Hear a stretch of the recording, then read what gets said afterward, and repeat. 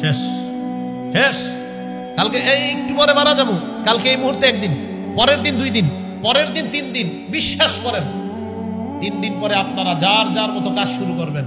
4 দিনের দিন আরিফ বিন হাবিবের জন্য কিছু একটা করা দরকার। আচ্ছা 7 দিনের দিন ভুলে গেছেন। 1 মাস পরে সবাই সবার মতো। 1 বছর পরে কিসের কে আরিফ বিন হাবিব, কোথায় কে সে কি, সব শেষ। ওয়াতাতাযাক্কারুল মাউত ওয়াল বিলা, তুমি মরে যাইবা, মরার পর পচে যাইবা, ওটা নিয়ে ভাবো।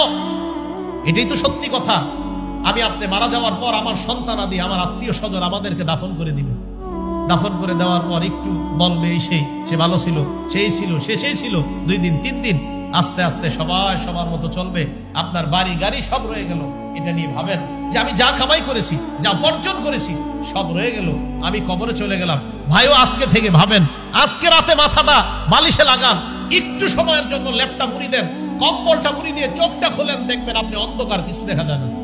চোখ খোলেন, ল্যাপ মুড়ি দিয়ে, কাঁথা মুড়ি দিয়ে চোখ খোলেন, লাইট অফ, দেখবেন কিছু দেখা যায় না। তখন ভাববেন, আচ্ছা আমার লাশটা কবরে রাখলো কামরাঙ্গীরচরের জনগণ, রাখার পর আমার লাশের উপরে বাঁশ দিল, বাঁশ দেওয়ার উপরে আবার মাটি দিল। আচ্ছা আমি তো কিছু দেখতে পাবো না। আচ্ছা অন্ধকার, ব্যাপারটা কি? ইমানদার হলে কবর আল্লাহ আলোকিত বানায় দিল।